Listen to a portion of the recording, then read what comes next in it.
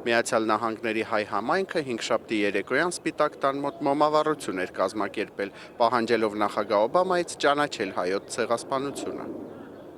Հավաքվածների կարծիքով հայոց ցեղասպանության ճանաչումն ու դատապարտումը անհրաժեշտ են ոչ միայն բարոյական տեսակետից, այլև ապագայում հնարավոր ցեղասպանությունների կանխարգելման համար։ Հիշեցնենք, որ Թուրքիայի իշխանությունները հրաժարվում են ճանաչել հայոց ցեղասպանությունը, առաջարկելով խնդիրն ուսումնասիրել պատմաբանների մակարդակով։ Ամերիկայի Հայդատի հանձնախմբի նախագահ Քեն Խաչիկյանի խոսքով հայոց ցեղասպանության հարցը բանավեճի առարկա չէ, քանի որ պատմաբաններն իրենց խոսքը վաղուց ասել են։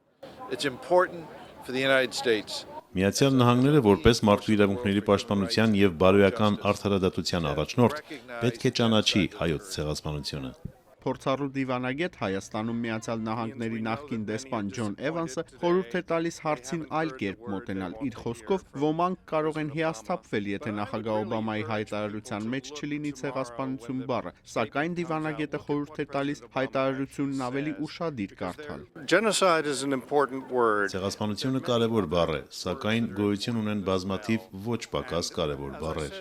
Էվանսի խոսքով այսօր ցեղասպանության խնդիրը հայտնվել է ամբողջ աշխարհի ուշադրության կենտրոնում եւ նույնիսկ Թուրքիայում ցեղասպանության ճանաչման հարցը մի խումբ խիզախ մարդկանց շնորհիվ առաջ է քաշվում։ So things are headed in the right direction. Իրադարձությունները ճիշտ ուղղությամբ են զարգանում եւ այժմ հույսը կորցնելու ժամանակը չէ։ Նշենք, որ Մեծ Եղեռնի կապակցությամբ իր այս տարվա հայտարարության մեջ Միացյալ Նահանգների նախագահ Բարաք Օբաման հիշատակել է ԱՄՆ-ի դեսպան Հենրի Մորգենթաուին, ով պայքարում էր Օսմանյան ղեկավարության դեմ հայերի կյանքերը փրկելու համար։ Նման ջանքերի շնորհիվ Մեծ Եղեռնի մասին ճշմարտությունը պահպանվեց եւ ապագայում ազդեցություն ունեցավ մարդու իրավունքների առաջատար Ռաֆայել Լեմկինի աշխատանքների վրա, գրել է իր հայտարարության մեջ նախագահ Օբաման։ Հիշեցնենք, որ Ռաֆայել Լեմկինն այն գիտնականն է, ով գործածության մեջ էր դրել ցեղասպանություն բառը։ 4 տարեկանից Միացյալ Նահանգներում բնակվող Արփինե Բաղդասարյանի խոսքով իր համար կարևոր չէ երկրի իշխանությունների պաշտոնական որոշումը հայոց ցեղասպանության վերաբերյալ, քանի որ կարևորը մարդկանց կարծիքն է։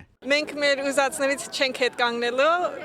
10 միլիոն հատ հայեր կան ու մենք կլկանք ու կլինենք, ոնց որ Ուիլյամ Սարոյանը ասել է։